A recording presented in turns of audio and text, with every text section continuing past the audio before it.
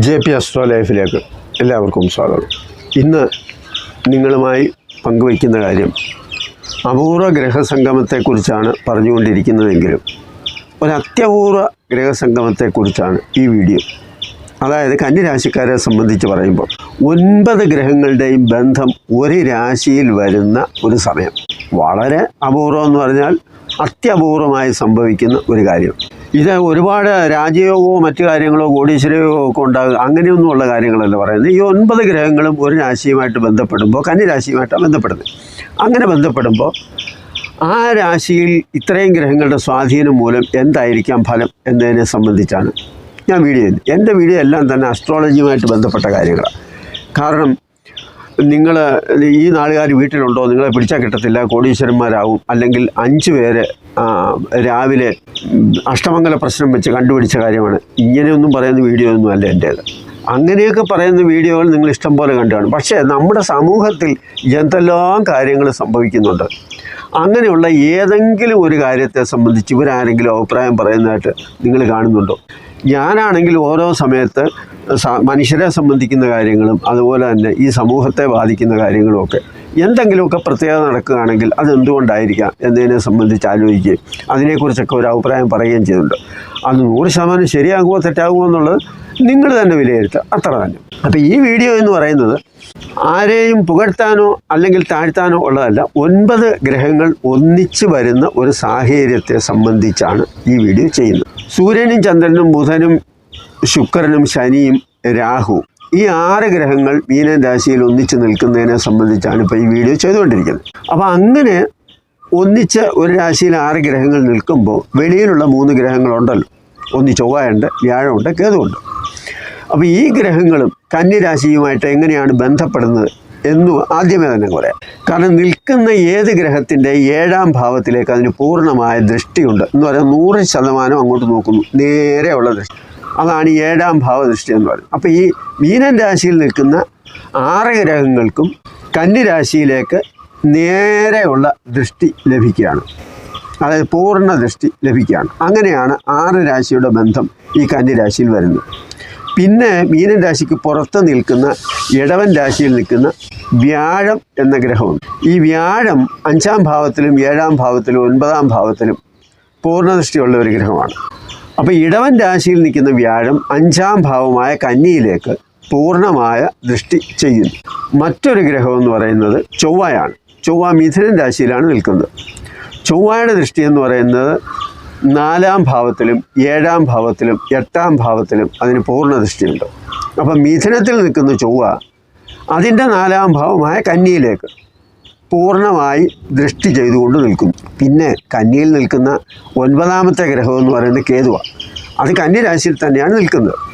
അപ്പോൾ ഈ എല്ലാ ഗ്രഹങ്ങളുടെയും ഒരു ബന്ധം ഈ കന്നിരാശിക്ക് വന്നപ്പോൾ അതെങ്ങനെയായിരിക്കാം എന്ന് പറയുമ്പോൾ പല ഗ്രഹങ്ങളും പല സ്വഭാവത്തിലുള്ളതാണ്, പല രീതിയിലുള്ളതാണ്. ഇതെല്ലാം കൂടി ഒത്തുകൂടുമ്പം ഏതെങ്കിലും ഒന്നിൻ്റെ ഗുണമായിരിക്കില്ല ചെയ്യുന്നത്. എല്ലാത്തിൻ്റെയും ഗുണം അങ്ങോട്ടും ഇങ്ങോട്ടുമൊക്കെ മാറിയും മറിഞ്ഞുമൊക്കെ വരാം. അപ്പോൾ ഈ ഫലം വരുന്നത് ഞാൻ നേരത്തെ പറഞ്ഞതുപോലെ തന്നെ മാർച്ച് 29 മുതൽ ഏപ്രിൽ 13 വരെയുള്ള മീനമാസത്തിൻ്റെ 15ാം തീയതി മുതൽ 30ാം തീയതി വരെയുള്ള ഫലമാണ് നമ്മളിവിടെ പറയുന്നത്. കന്നിരാശിക്കാരെ സംബന്ധിച്ച് പറയുമ്പോൾ സൂര്യൻ കന്നിരാശിക്കാരുടെ 12ാം ഭാവാധിപനാണ്. കാരണം ചിങ്ങമാണ് അതിൻ്റെ അധിപൻ.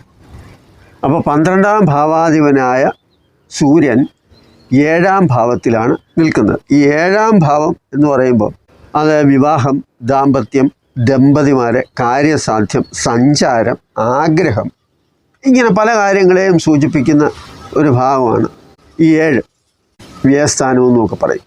അപ്പോൾ അങ്ങനെയുള്ള ഒരു ഗ്രഹം 7ാം ഭാവത്തിൽ നിൽക്കുമ്പോൾ ഒരുപാട് വിശദീകരിക്കാതെ തന്നെ നമുക്ക് പറയാം, പിതാവുമായി ഒരു നല്ല ബന്ധം ഉണ്ടാകുന്നില്ല, അല്ലെങ്കിൽ പിതാവിൻ്റെ എല്ലാവിധമായ അനുഗ്രഹങ്ങളും അല്ലെങ്കിൽ സപ്പോർട്ടും ലഭിക്കാതെ വരുന്നു എന്നാണ്.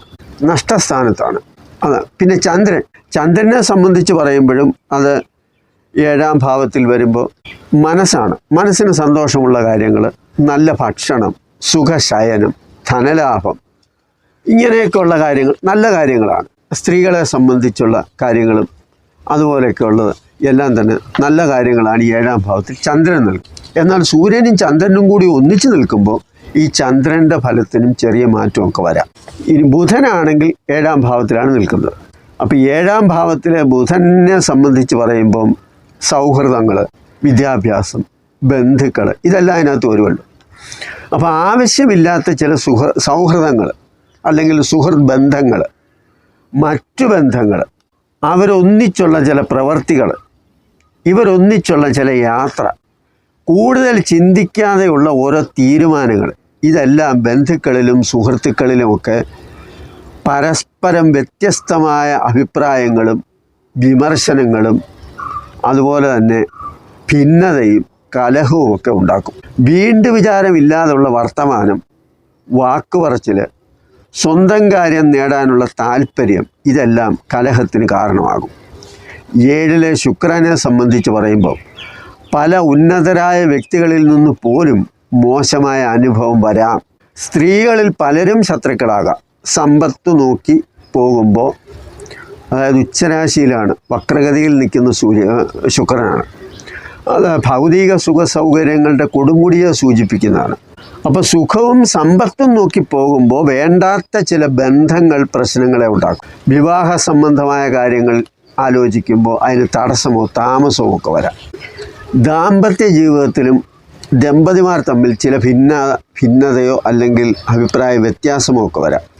അതുപോലെ 9-ൽ ഭാഗ്യസ്ഥാനത്ത് നിൽക്കുന്ന വ്യാഴം അത് പല സൗഭാഗ്യങ്ങളെയും നൽകും. നല്ല നിലയിൽ ജീവിക്കാനുള്ള സാഹചര്യങ്ങളെല്ലാം ഉണ്ടാക്കിത്തരും.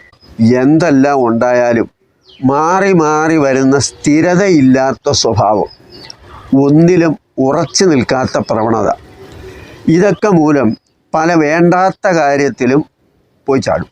കന്നിരാശിക്കാർക്ക് 7-ലെ ശനിയെ സംബന്ധിച്ച് പറയുമ്പോൾ ആളും തരവും പ്രായവും നോക്കാതെയുള്ള ചില പ്രവർത്തികൾ കാര്യതടസ്സവും അലച്ചിലും മനപ്രയാസവും അന്യദേശവാസവും ഒക്കെ ഉണ്ടാക്കും. ഇനി 7-ലെ രാഹു കൂടി വരുമ്പോഴോ പലതരത്തിൽ, പല സ്വഭാവത്തിൽ, പല ചിന്താഗതിയും, അതുപോലെ തന്നെ പല തരത്തിലുള്ള ആൾക്കാരുമായിട്ടൊക്കെ ബന്ധപ്പെടും. പ്രത്യേകിച്ച് സ്ത്രീകളുമായിട്ടൊക്കെ ഉള്ള ബന്ധം അത് വളരെയേറെ ശ്രദ്ധിക്കുകയും സൂക്ഷിക്കുകയൊക്കെ വേണം. കാരണം നമ്മൾ ചിന്തിക്കുന്നത് പോലൊന്നും മറ്റുള്ളവർ ചിന്തിക്കണമെന്നൊന്നുമില്ല. അതുകൊണ്ട് തന്നെ അപ്പം അങ്ങനെ കൂടുതൽ ആലോചിക്കാതെ ശ്രദ്ധിക്കാതെ ചെയ്യുന്ന ചില കാര്യങ്ങൾ ഇതെല്ലാം തന്നെ പ്രശ്നങ്ങളുണ്ടാക്കും. ബുധൻ പഠനത്തെ സൂചിപ്പിക്കുന്ന ഒരു കാര്യമാണ്. വിദ്യാഭ്യാസപരമായും അതുപോലെ തന്നെ കൂട്ടുകാരുമായിട്ടുള്ള ബന്ധത്തിലൊക്കെ പല അപാകതകളും സംഭവിക്കാം. കാരണം പഠിത്തത്തിൽ ഉഴപ്പുണ്ടാകാം, അല്ലെങ്കിൽ കാര്യമായ പുരോഗതി ഉണ്ടാവാതിരിക്കാം. കൂട്ടുകെട്ടുകൾ പലതിനെയും തടസ്സപ്പെടുത്താം. അവരുടെ മുന്നോട്ടുള്ള പോക്ക് പല പ്രശ്നങ്ങളും ഉണ്ടാക്കാം. അപ്പോൾ ഇതെല്ലാം വളരെ വിദഗ്ധമായി മുന്നോട്ട് കൊണ്ടുപോകാം എന്ന് വിചാരിച്ചാൽ പോലും ഇതെല്ലാം ഒരു സുപ്രഭാതത്തിൽ അങ്ങ് പൊളിയും. അതാണ് പിന്നീട് വിഷയമായിട്ട് വരുന്നത്. പിന്നെ ഇവിടെ വേറൊരു ഗുണമുള്ള എന്താണെന്ന് ചോദിച്ചാൽ വ്യാഴത്തിൻ്റെ ദൃഷ്ടി. കാരണം 9-ാം ഭാവത്തിലാണ് വ്യാഴം നിൽക്കുന്നത്. ആ വ്യാഴത്തിൻ്റെ ദൃഷ്ടി ലഗ്നത്തിലേക്ക് വരുമ്പോൾ അല്ലെങ്കിൽ ജന്മരാശിയിലേക്ക് വരുമ്പോൾ രക്ഷകനായി കൂടെ നിൽക്കുന്നതിൻ്റെ ആശ്വാസവും അതുപോലെ തന്നെ ബുദ്ധിയും അത്തരത്തിലുള്ള കഴിവും ഒരു പ്രത്യേകതയായിട്ട് തന്നെ പറയണം.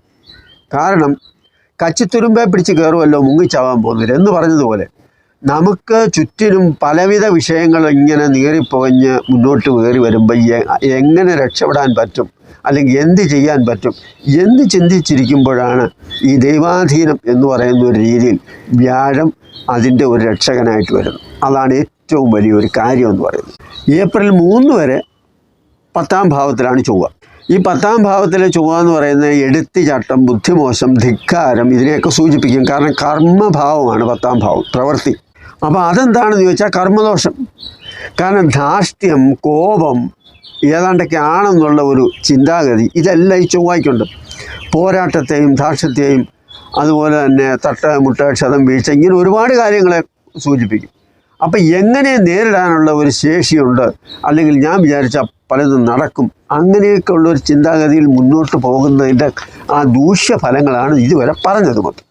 അപ്പോൾ അങ്ങനെ കർമ്മദോഷം ആണ് ഈ പല പ്രശ്നങ്ങൾക്കും കാരണമായി വരുന്നത്. ഏപ്രിൽ 3 മുതൽ ചൊവ്വ 11-ാം ഭാവത്തിൽ വരും. 11-ാം ഭാവത്തിൽ വരിക എന്ന് പറയുമ്പോൾ അതൊരു നല്ല കാര്യമാണ്.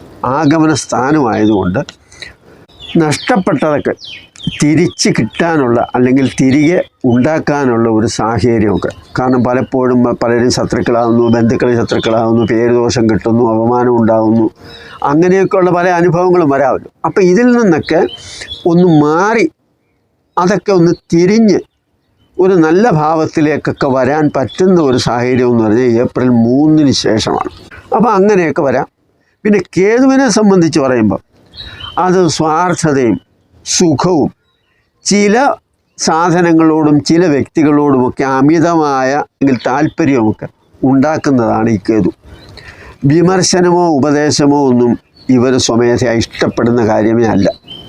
ഓരോന്നിൻ്റെയും സ്വഭാവമനുസരിച്ചും അപ്പോഴത്തെ സാഹചര്യമനുസരിച്ചും തരം പോലെ സൗകര്യം പോലെ ഏത് തരത്തിലും നിൽക്കാനുള്ള കഴിവുള്ളവരാണ്. അതാണ് ഈ ഗ്രഹങ്ങളെല്ലാം കൂടെ വരുമ്പോൾ ഈ സമയത്തെ പ്രത്യേകത. പൊതുവെ ചില കാര്യങ്ങൾ നമ്മൾ ശ്രദ്ധിക്കുകയും കുറെ കൂടുതൽ ആലോചിക്കുകയും ചെയ്യണം. കാരണം ഈ ഗ്രഹങ്ങളെല്ലാം തന്നെ കൂടിക്കുഴഞ്ഞ് നിൽക്കുന്ന ഒരു സാഹചര്യത്തിൽ ഓരോരുത്തരെയും സംബന്ധിച്ച് സംഭവിക്കാവുന്ന ഒരു കാര്യങ്ങളുടെ ഒരു രൂപരേഖയാണ് ഞാൻ പറഞ്ഞത്. എന്ന് പറഞ്ഞാൽ പൊതുവായിട്ടുള്ള ചില കാര്യങ്ങൾ ഇതെല്ലാവരുടെയും ജീവിതത്തിൽ ഇതേപടി മാത്രമേ അനുഭവം വരികയുള്ളൂ എന്ന് ചോദിച്ചാൽ അങ്ങനെ ആയിരിക്കത്തില്ല. കാരണം നിങ്ങളുടെ ജാതകത്തിൽ ഈ പറയുന്ന ഗ്രഹങ്ങളിൽ ഓരോരുത്തരും ഇപ്പം 9-ാം ഭാവത്തിൽ വ്യാഴത്തിൻ്റെ കാര്യം പറഞ്ഞല്ലോ. വ്യാഴം ജാതകത്തിൽ മോശമാണ്. ഇപ്പോൾ വ്യാഴം സഞ്ചരിക്കുന്ന കാലവും അല്ലെന്ന് വരെ ഇപ്പോഴത്തെ ദശ അപഹാര കാലങ്ങളും മോശമാണെങ്കിൽ വ്യാഴത്തിൻ്റെ ഗുണമൊന്നും ചിലപ്പോൾ ഉണ്ടായെന്ന് വരത്തില്ല. അതുപോലെ മോശമായി പറയുന്ന ഗ്രഹങ്ങളൊക്കെ അനുകൂലമായിട്ടാണ് നിൽക്കുന്നതെങ്കിൽ അത്ര മോശവും ഉണ്ടാകത്തില്ല. എങ്കിലും പൊതുവായ ചില കാര്യങ്ങളാണെങ്കിൽ പോലും ഈ സമയത്ത് നിങ്ങൾ വളരെ ശ്രദ്ധിച്ചും സൂക്ഷിച്ചും ആലോചിച്ചും മുന്നോട്ട് പോകുമ്പോൾ നമുക്ക് പ്രശ്നങ്ങളോ അല്ലെങ്കിൽ ദുരിതങ്ങളോ ഒന്നുമില്ലാതെ സന്തോഷമായിട്ട് മുന്നോട്ട് പോകാൻ കഴിയും. ഒരല്പം ഈശ്വരവിശ്വാസമൊക്കെ വേണം താനും. പിന്നെ അല്പം ധാർഷ്ട്യവും അഹങ്കാരവും ഒക്കെ ഒന്ന് കുറച്ച് ദൈവവിചാരത്തോടു കൂടി ഒന്ന് പതിഞ്ഞ് മുന്നോട്ട് പോവുക. ഈ വീഡിയോ നിങ്ങൾക്ക് ഇഷ്ടപ്പെട്ടു എന്ന് വരികിൽ നിങ്ങളുടെ കൂട്ടത്തിലുള്ള ആരെങ്കിലുമൊക്കെ ഉണ്ടെങ്കിൽ അവർക്ക് കൂടി ഷെയർ ചെയ്ത് കൊടുക്കുക. നന്ദി, നമസ്കാരം.